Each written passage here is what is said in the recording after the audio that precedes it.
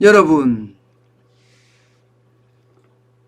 자영업자의 목소리는요, 점점 커지고 있습니다. 게다가 절망이 섞인 절규예요, 절규. 여러분, 어느 자영업자, 서울 마포구 홍익대학교 거리상권에서 적어도 술집을 4개 정도 운영하시던 분이에요. 이분은요, 작년에 가게 4개 중에 3개를 폐업했고요. 그리고 지금은 1개만 운영하고 있는데 1개조차도 운영하기가 굉장히 어렵다는 그 자영업자입니다. 중앙일보가 보도한 내용을 보면요, 7년간의 노력이 6개월 만에 무너졌다. 전쟁이 나면 이런 기분이겠구나 싶었다. 이렇게 이야기한답니다. 참 오죽했으면 표현이 전쟁처럼 무너진다. 전쟁이 나면 이런 기분이었겠구나. 이런 말을 할 정도입니까? 그만큼 말입니다. 지금 코로나 4단계 이게 2주 더 연장이 되면서 자영업자들은 피 맺힌 절규를 쏟아내고 있다는 거예요. 낮에는 부업을 하고요. 밤에는 그 시간만이라도 어떻게 하든 장사를 한다. 그래서 임대료를 맞추고 관리비를 맞추고 있다고 그렇게 이야기하들 할 정도입니다. 이 부업이라는 데 방점이 있잖아요. 자영업자들이 지금 부업하는 게 뭐겠습니까?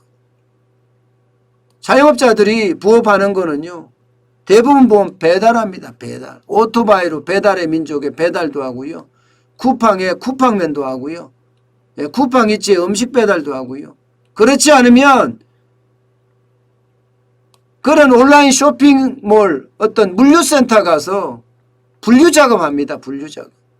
1시간에 뭐 10,000원 이상 받아가면서 10,000원씩 받아가면서 분류 작업에 종사해서요. 한 달 동안 벌어서 그러면 얼마나 힘들겠어요.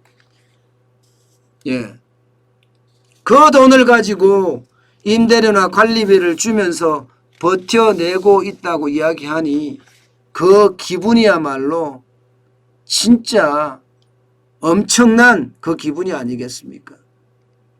게다가 2019년부터 자영업자들은 망하고 또 망했어요.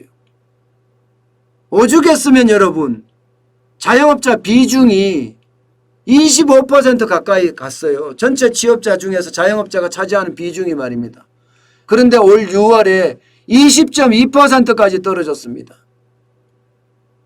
OECD 기준으로 봤을 때 24.6%가 작년이었다고 하니까 4.4%가 빠진 거예요. 4.4%. 4.4%면요. 수치로 환산을 하면 전체 취업자 중에 121만 명 정도 됩니다. 121만 명. 그럼 자영업자들이 완전히 폭망했다는 이야기잖아. 폭망했다는 이야기.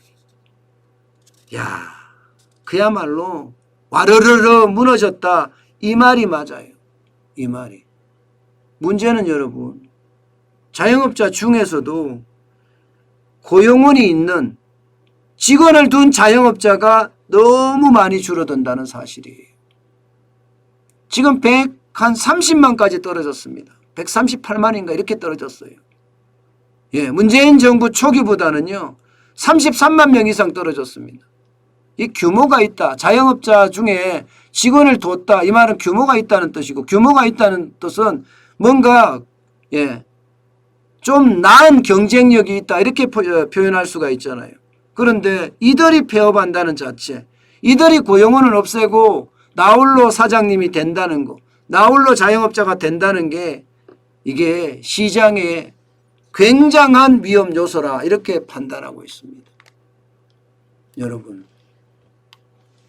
지금 자영업자들의 이야기, 전쟁처럼 무너진다. 또 하나의 이야기, 한 달 동안 장사를 못하면서 자영업자는 빈사 상태다. 이게 소상공인 연합회에서 하는 이야기입니다.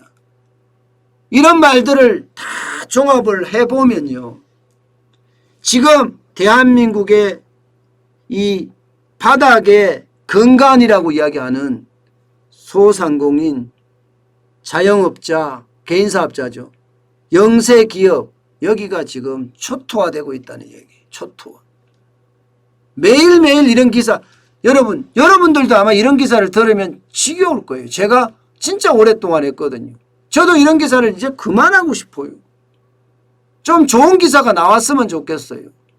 그런데 전체 시장을 보고 저는 그 시장을 이해하는 측면에서 제가 여러분들에게 브리핑을 해드리는 거잖아요. 물론 잘 되는 데 가서 그 가게를 소개할 수도 있겠죠. 그러나 전체 시장을 봤을 때는 그렇지 못하니까. 지금 전체 시장은 바닥이 무너지고 있으니까. 바닥이 무너지면 당연히 소비가 무너지고요. 소비가 무너지면 이게 기업이 무너질 수밖에 없어요. 기업이 무너진다는 자체가 결국은 경제 성장률이 되지 않고 악순환이 된다는 이야기예요. 악순환이 된다. 여러분, 악순환이라는 게 결국 말입니다. 자영업자들에게는 힘겨운 사투가 아직도 남았다는 이야기입니다. 이게 사투예요. 사투. 예. 죽을 사자의 사투입니다. 죽을 힘을 다해 싸워야 된다는 뜻이에요. 저는 그래서 제가 바닥 경제를 여러분들에게 계속 이야기하면서 가장 안타까운 게 그런 거예요. 제발, 예. 자영업자들이 이제는 할 말 못할 말 다 하고 나니까요. 자영업자라 죄송합니다. 이런 표현을 쓴다는 거 아니겠습니까? 문제는 여러분 빚이에요. 빚. 빚이 지금 보세요. 2021년 1분기 현재 831조 8천억 원입니다. 그럼 2분기는 얼마나 됐을까요? 2분기는. 단순하게 계산을 해보면 2020년 4분기에 803조였습니다. 803조. 그러면 적어도 28조 3천억 원 일어났네. 28조 3천억 원.